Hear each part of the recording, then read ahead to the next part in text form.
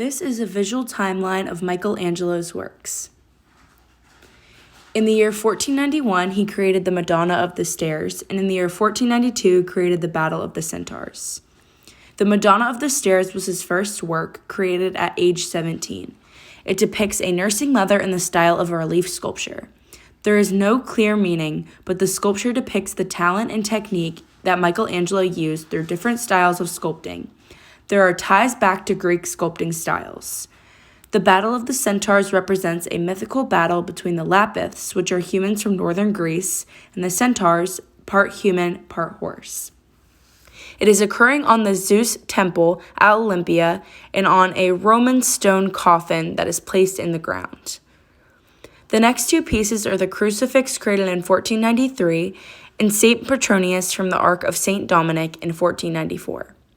The crucifix followed the death of Lorenzo de' Medici, where Michelangelo was invited by the monks to view the human body's anatomy through the form of corpses from the church's hospital. Michelangelo carved the crucifix out of gratitude for their higher altar. St. Petronius from the Ark of St. Dominic was a piece created in order to honor him using his remains. Next is the Angel from the Ark of St. Dominic in 1494 and Sleeping Cupid in 1496. The Angel from the Ark of St. Dominic is very similar to the last piece and was an honor sculpture that contained the remains of St. Dominic. Sleeping Cupid was a piece created to represent the god Cupid, who represents love, affection, and attraction. Next is Bacchus in 1496 and Pieta in 1498.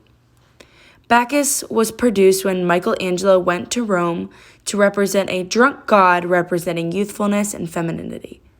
Pieta was created to showcase Mary holding the dead body of her son, Jesus. It has common meaning among Northern Europeans through pity and compassion. Next is the Entombment in 1500 and Madonna and the Child in 1501. The Entombment was unfinished, but thought to be the altarpiece commissioned to the Church of Rome. Madonna and the Child was a statue that represented purity. Next is one of his most famous, which is David in 1501, St. Pius in 1503, and St. Paul in 1503 as well.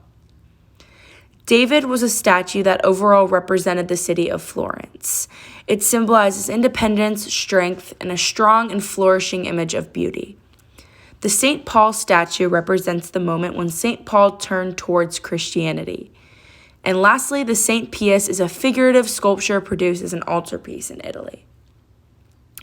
Next, we have the Doni Tondo in 1503 and St. Matthew in 1505. The Doni Tondo is the only finished panel painting that overall represents humanity. It is often referred to as the Holy Family. The St. Matthew sculpture is one that depicts Matthew the Apostle. Next is the Sistine Chapel that was created from 1508 to 1512, which is another very popular work, and Moses in 1513. The Sistine Chapel has lots of meaning as a very sacred space. It's used often for special ceremonies and the inauguration of new popes. It's one of Michelangelo's most famous and visited works. Moses was created to represent a godlike figure that brings out lifelike features into the reality of art. Next is Medici Madonna in 1521, Leda and the Swan in 1530, and the Genius of Victory in 1532. The Medici Madonna shows Jesus Christ laying in the lap of the Virgin Mary. Leda and the Swan represents Zeus portraying the swan seducing Leda. And the Genius of Victory was made as a part of the tomb designed for Pope Julius II.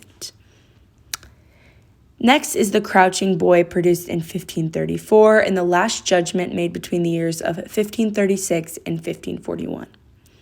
The Crouching Boy represents the feeling of grief and mourning, and in that sculpture depicts a boy that is grieving.